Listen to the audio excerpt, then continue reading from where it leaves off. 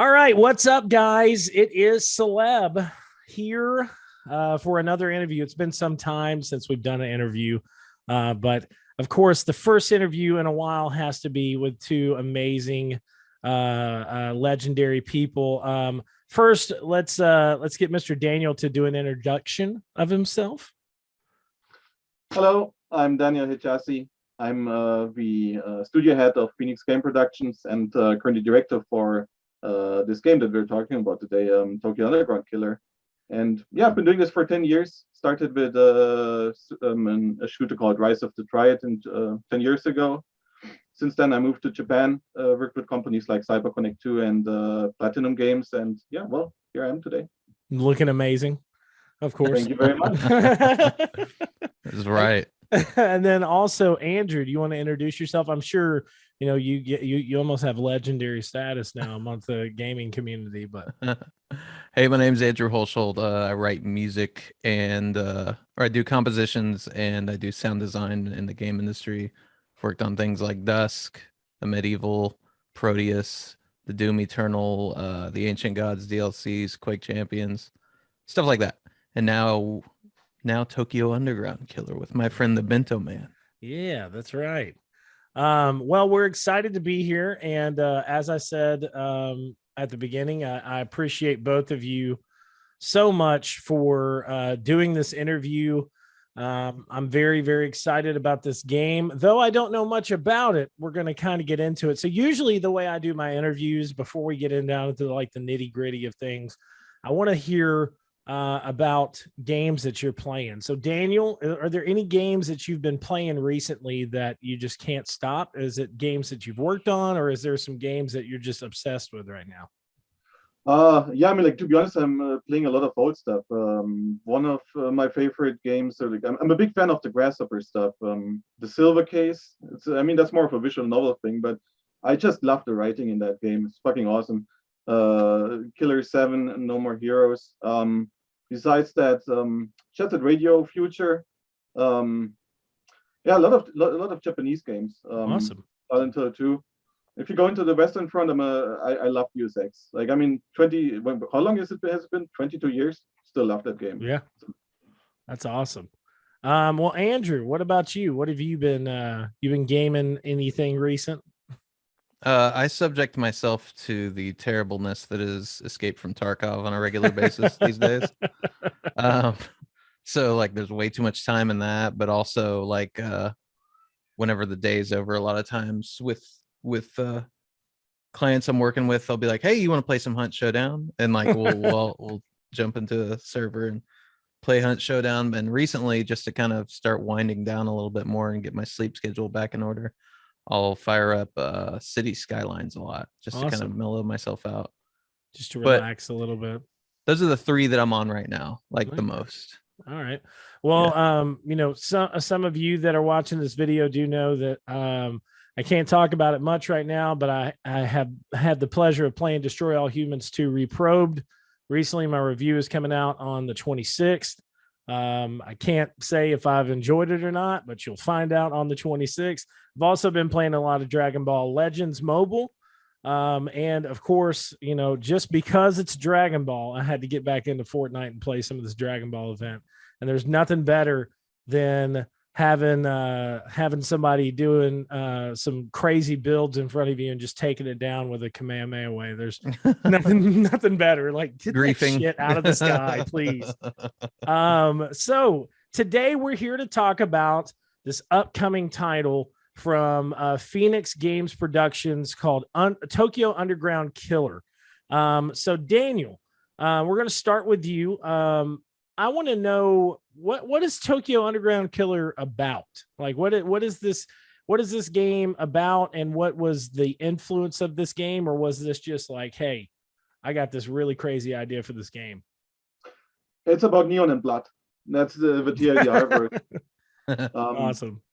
Yeah, I mean, like, you're playing an assassin called Kobayashi. He works for one of the biggest crime organizations in Japan called Gokuraku, and yeah, you have the special gift. You're able to use the powers of blood to use certain special abilities, and that's also what makes you, valued among certain crime syndicates in Japan. And the blood and the neon way come together in Tokyo. I mean, the whole game, you've seen the trailer. It's a world made out of neon base, basically. Yeah. And that's also where the idea started. It's been like, I think like the initial idea came 10 years ago when I was still living in Fukuoka. And because where I was living, that was really far away from what people maybe imagine from Tokyo. It was just like, like beach, not that big of a city. It's a really nice place. But I was at that time, I just had a lot of, I was thinking a lot about Tokyo. And I was remembering like the time when I first came to Japan as a tourist, because I went to Japan first time for only 5 days. I had a huge jet lag, and I'm coming from the middle of nowhere in Germany, and you come to Tokyo and it's just like neon light everywhere, huge advertisements, noises from every side. It was insane. And I was like, man, I would love to recreate that feeling as a game. I would love to make it an interactive experience. And from there came kind of naturally, because our game is very fast-paced, except for a few certain sections. But in theory, it's we kind of try to visualize or gamify how it would feel if you're on a jet lag in Tokyo. And so it was just like that idea, and we just iterated on it over and over again once we started producing it, and that's still kind of like the red line that we're following as we're getting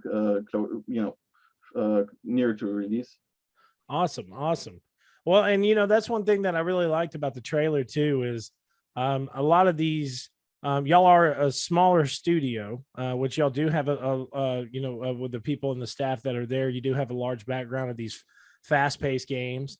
And one thing that I think me and Daniel and probably even you all love is I love fast-paced first-person experiences. There's nothing better than playing something that just has you on the edge of your seat. One game that struck me whenever I saw Tokyo Underground Killer was Ghostwire Tokyo, and I did a review for that title, and I really loved Ghostwire Tokyo. But I thought after the game was over, I was like, man, there's not really a lot of games that are like big AAA titles or anything like that are like in the middle of Tokyo. Yeah. Now, like, I don't understand why this central hub of geek and gaming is not more focused on right now. So when I saw Tokyo Underground Killer pop up in my email, I was like, holy shit. So I was so excited. But speaking of that, fast-paced energy and everything, Andrew, with your background creating some of the best music in the gaming universe. Oh, thank you. I'm just saying, hey, listen, I've said this to Andrew before, but for the longest time, that like Andrew's CDs that we would, I think one that you launched during QuakeCon. Yes.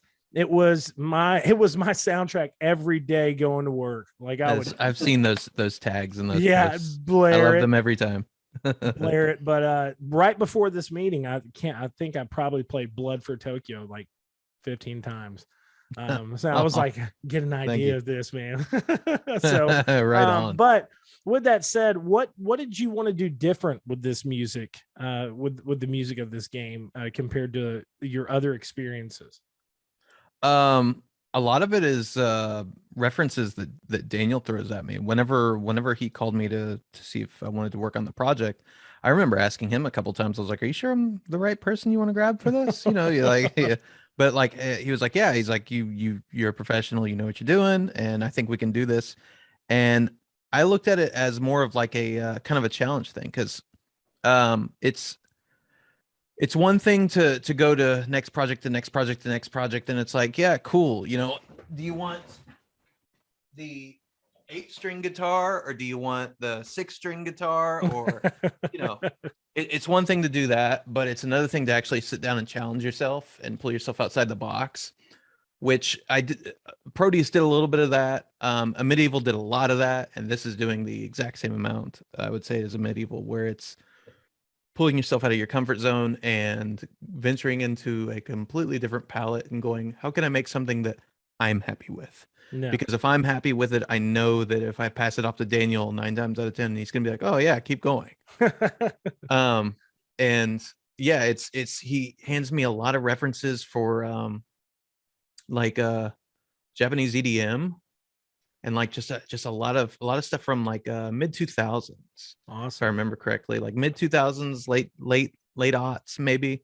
Yeah, And I'm listening to it and I'm like, oh, this is really interesting. It's not anything that I would sit down and go like, yeah, you know, this is my daily jam. But it's really interesting sitting there and going, what would I do if I was making this music? Yeah.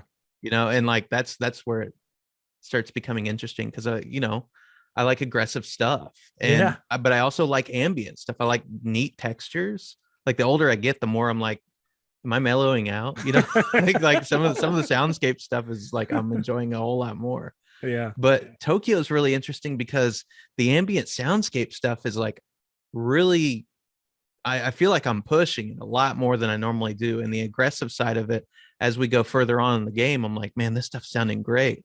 And I think I even nodded to Daniel like a couple days ago, because I wasn't as confident at the very beginning of the project. I was kind of like, hey, I think this is going okay. But nowadays I'm like, hey, if we got time, I want to go back and revisit some of this stuff. You know, like now that we know what our identity is on this stuff, and we were confident enough to show the game off.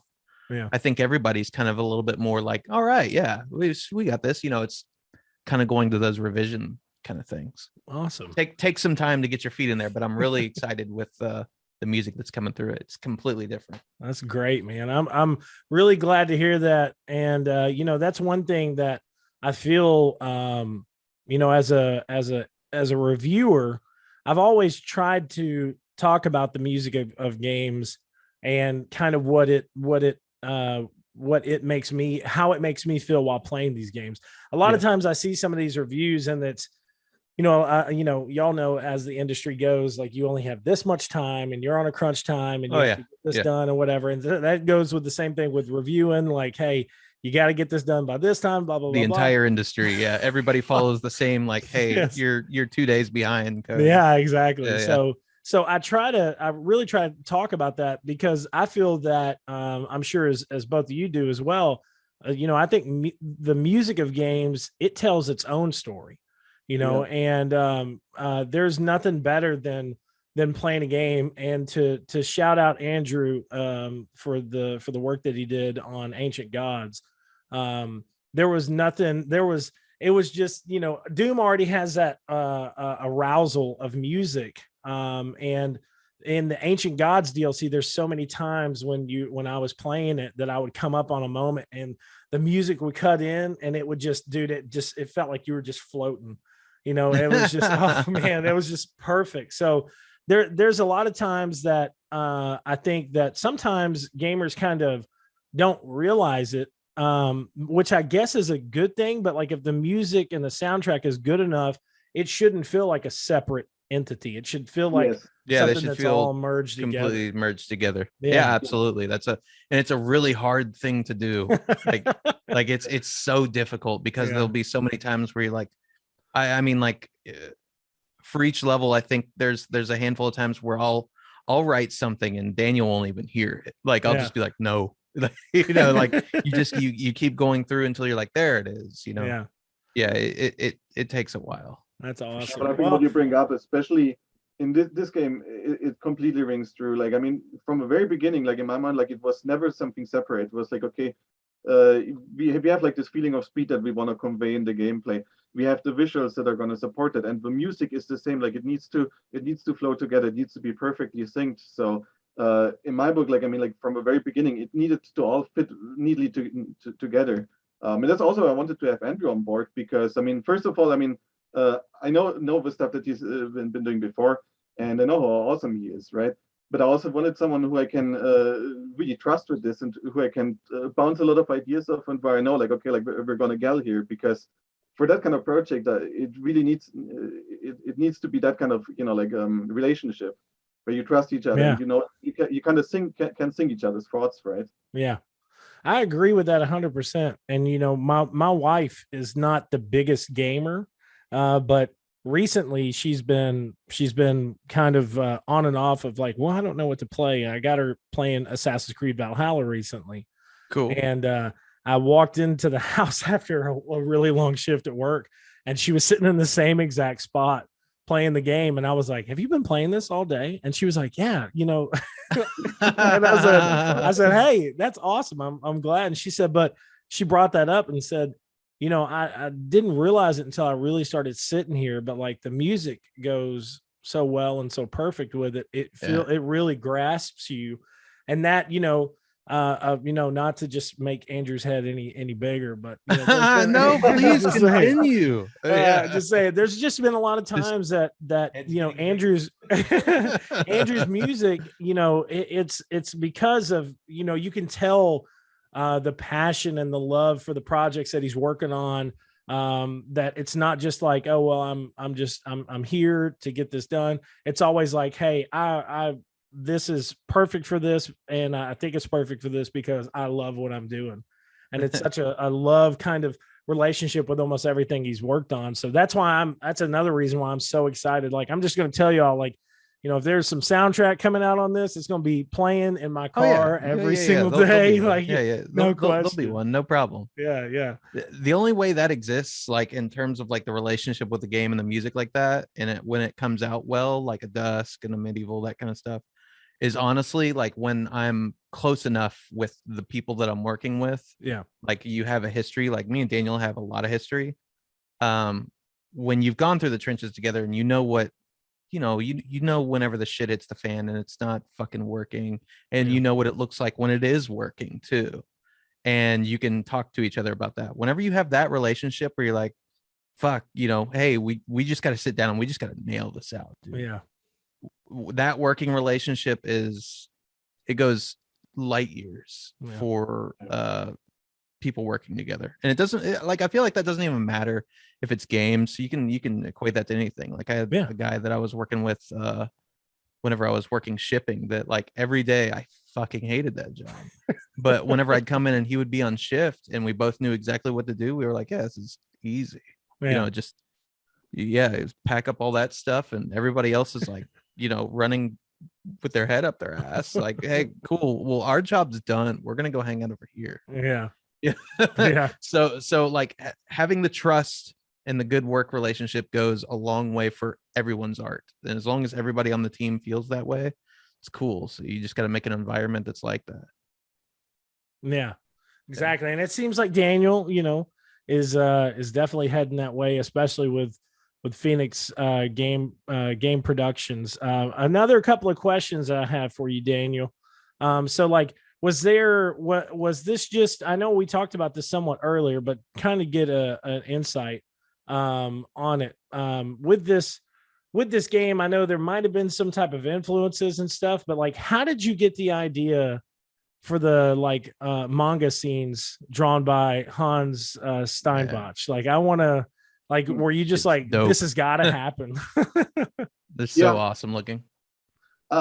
I think like first of all, a long time ago, before I got to know Hans, like I knew already I wanted to have I had a story that I wanted to tell. So it was just like more like, how do you tell it, right? Like, how does it fit in into this game? And I knew from the beginning, like, I mean, if I get to make this game someday, it's not going to be AAA, but we want to make sure that it doesn't feel cheap. Like, it needs to feel good.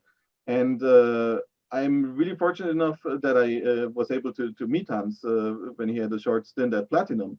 And we stayed in contact even after that, because even then I told him, like, one day I hope I can make this game. I hope I can make this company. And if I get to make this, no promises, but then I hope I can get you on board. Yeah. And once I got the company stuff rolling, I found him on Facebook, sent him a message. I was like, hey, are you still up for that? And he was in Germany back then. And,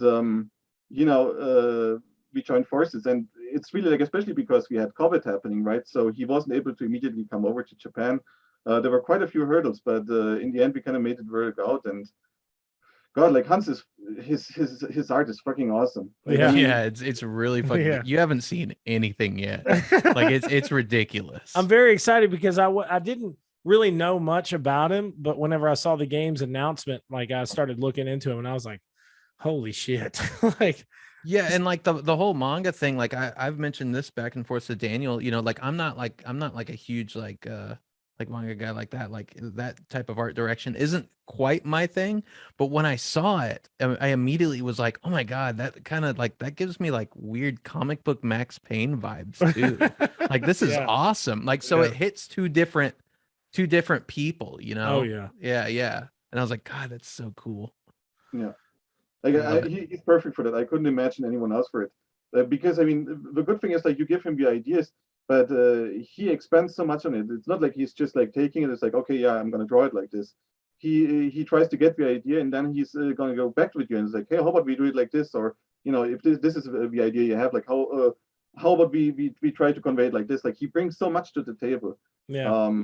Yeah. So God, I'm just like I can't wait to show you all that. I'm Good very working excited. relationships. I'm telling you, that's another thing too. Is me and Andrew have known each other for a couple of years now, and More than a couple. I think it's been like 10 now. It's been like 10 years now, Yeah. and as I grow older, kind of like what Andrew said, like I feel like I'm starting to mellow out. Of course, I got kids and got all this other stuff, but the one thing that I've noticed over the years is like those connections that you make in the games industry. Like one of the craziest things that I always say, I don't have some giant success story about being successful in the games industry. I've always been that guy that has always worked hard and had my games life as a secondary thing. I've finally, I've worked for Cinelinx now, and I've been able to go to E3 and do all these conventions and stuff. But of course, COVID hit, and when COVID hit, throws a wrench into everything. Threw a wrench in everything. Yeah. But the one thing that I've noticed is that I still have those connections, and it gets to that point of really feeling like what the games community is what I feel what the heart of the games community is. It turns into a family. You start to know these people and you see them on a constant basis, and then you connect, and then one thing leads to another. And it's like what you said, Daniel. You work together, and then one thing leads to another. And now, your dreams are coming true, and the game that you've wanted to work on for so long is coming together. And you got Andrew and you got Hans, and it seems like you're on cloud 9 right now, my dude. I think like, correct me if I'm wrong, Daniel, but I think I signed the deal for Tokyo, if I remember correctly. It was like December 30th or 31st. And it was was that 2019? I think so, yeah. Yeah, and like literally COVID happened right after that. Oh, man. Yeah, so it's like it's been man. like going through all this stuff the entire time. Yeah, and that's kind of how it was with me. Like I'd started working for Cinelinx, and I went to my first E3 finally, and then I went to my second E3, and I started going to all these conventions and doing a bunch of connecting, and I was like, man, it feels like old school stuff that I used to do, going to PAX and all these. And then COVID hit, and bro, it sucked so bad. It sucked. It was awful. Of course, y'all know. And then we had Snowvid. So we're not even going to talk about that. I'm sure you're still in Texas, right, Andrew? Yeah. So I don't know how bad it hit you there, but in Palestine, it was 38 degrees in my house at one point. It was here in Palestine. It was the first time I think it had snowed since like the 1920s, and we had like 10 inches of snow.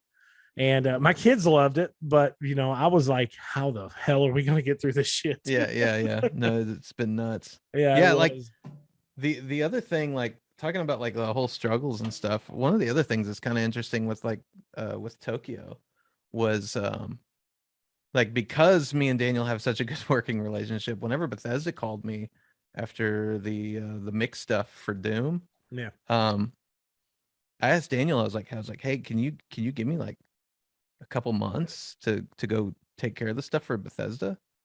And he was cool enough. He was like, yeah, you go do that. And like, which I couldn't say that any other working relationship would immediately just be like, yeah, just, you don't need to work for us right now, even though we have a contract with you. No problem, go ahead. So like, that was really cool. And like, I came back, got all that out of my system, and then came back and was like, I really want to work on something different other than Doom right now. Hello, Daniel, I'm ready to work. Yeah. So it worked out pretty well. Like that felt so good when you were back, Andrew. You can't tell you. because that time where you were away, like that was kind of like the dark time of the project. I wasn't there to make all the really uncomfortable and un-PC jokes in the meetings. Yeah, like an important element was missing. Right. So with Tokyo Underground 2, I wanted to ask, like, well, how will this game be different? What is something, if from both of y'all, what is something about Tokyo Underground Killer that is going to differentiate it from other first person titles that are on the market? You first, Daniel. Okay, I feel like the first of all, if you're talking about the structure of the game, we're not really looking at it that much as like as a typical FPS. I feel like if you want to compare to something, we're not Hotline Miami, but in the way like the game is structured, it's a bit closer to that. In the sense, we're focusing more on having these smaller combat areas that ramp up in intensity, and we make sure like every time you enter a new combat area, you get something new. Either it's a new enemy that gets introduced or a new weapon, and it always ends with a boss fight, like the target that you need to take out. So it's much more about like these minute to minute encounters, like these different combat areas, than just typical larger maps. Like we do have quite large maps, but very more like split up into these combat encounters and making sure that like it continually ramps up. So, and again, like the boss is basically the climax at the end. Like that's something we're really putting a lot of effort in. That's the one thing. And the other is, again, like talking about how it's a bit different from other FPS is really how the mixture of the combat gameplay, the visual novel aspect, and something that we haven't really touched so far, the hub, or basically the aspects outside of the combat or outside of the missions. Yeah, we haven't even talked about that yet. Yeah. So I mean, like we're still keeping that a bit of a secret, but on purpose, like we didn't want to just like make like an FPS where it's just like, okay, you go from level to level to level, and that's it. Yeah, well, that's awesome, man. And I like that's a pretty big differentiating factor right there. But what about you, Andrew? What do you think outside of what Daniel said? I think he's like, I think the music is fucking amazing. I think the music's phenomenal. And I think whoever's making you should just give him a raise or two. Yeah. I like, honestly, Daniel hit a bunch of those points on the head. It's digestible combat sections that aren't too short, and they're not too like, oh, this isn't a challenge. They'll scale as time goes on. It won't be like we're throwing everything at the wall at you at the beginning. But it's these cool things where it's combat sections that they feel a little more different than what you would normally see in an FPS, where it's like, I have my pistol and my shotgun, yeah, like, and some guy with an ammo belt going my ass every 5 minutes, like, but you have those, and then you have like Hans's art in between them with these dynamic scenes that's just incredible. Like, it's so good. Yeah. And it becomes an experience for each map, and that's like what we're seeing come together now. Is like, wow, this is like, that's a story. It's all together. Like, that's awesome. So you have some engagement, you have some storytelling, you have some more engagement, some more storytelling, and then you've got, like, I don't think we've talked too much about it, but like some power-ups and stuff here and there that are going to make things interesting. And there's a whole nother section that I don't know if we're going to get into just yet, that he hinted at just a minute ago. That's a completely whole, just, I want to experience this kind of vibe. But the art direction, as I've said 100 times before, I'm always lured to projects through, number one, design, and if the guy that's designing it knows what they're talking about, and if they do, cool, I'm still listening. And then they go, here's our art direction, and I go, okay, I'm in. Like, the art direction is really unique, and everything's put together very, very well so far. Like, it's still a matter of getting some core pieces together at the moment, but it's all coming together really well. That's awesome, man. We have an amazing animator, Ewald, who's worked with me in me and Daniel. Yeah. Sorry. I was like, what the fuck is his name? What's his name? Like, that mask is fucking with me, man. Like, it's so he's worked with me and Daniel on a handful of projects as well. We've got a really great two great programmers. I think one I can name. I don't know if I can name the other one. But we've got two really great programmers who are awesome at hey, I need this. This is what we need to happen. Can you make this work? And they're like, yeah, we'll either do it in Blueprint or we'll do it this, or we'll do a mixture of the two, blah, blah, blah. And they can always make magic happen. And just the world building for me is really what's selling. But it's hard because I want to explain that to you, but I can't explain that to you just yet. There's a lot of world building that's happening. That's awesome. Yeah. Well, I can't wait, man. I really can't. And I hate to cut it short. We are running a little short on time, but I do have two quick questions. First off, Daniel, who you are dressed as? Is this someone that we're going to see heavily in the game? Oh no, I'm just dressing like that usually. Oh, okay, that's just no. How he goes to sleep too. I got you. Yeah, it's a bit hard with the hat. No, but the character that you're seeing, he's called Bento Man. Pretty straightforward. He's basically the character in the missions. So after each combat area that I mentioned before, you go into a safe room, and that's where he's waiting for you. He's basically your guardian angel, sort of. He has this like bento booth, and at his place you can save the game, you can change your skills, and he provides you with bento. You might have seen that in the trailer. Yes. But yeah. So he takes care of Kobayashi, basically staying alive in between combat. That's awesome. And then lastly, I'm sure you don't have an answer for this just yet, but what about like a release window? Is there any release window as of yet? Tomorrow. I'm like, yes. Yeah. Don't say it, Andrew. Ruin the surprise. Yeah. Nothing just yet, I'm guessing. I mean, we're aiming for somewhere in 2023 is all I can say. Okay. But nothing concrete yet. We're just focused right on making the game as awesome as possible. Yes. Awesome.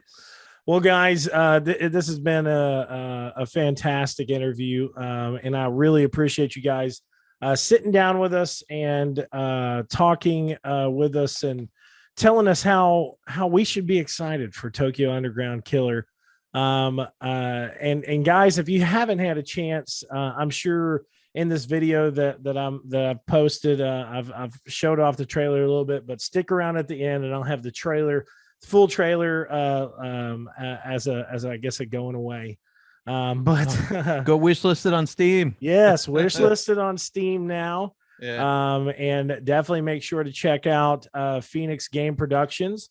And do me a favor, guys, go over to their YouTube page and subscribe to their YouTube page. Follow them on social media. Keep up to date with this game, because I'm telling you, this is going to be a banger when it comes out. No questions asked. So thank you guys so much. I appreciate it. It's been fantastic. And I'll talk to you guys soon. Peace. Yeah. Thank you very much.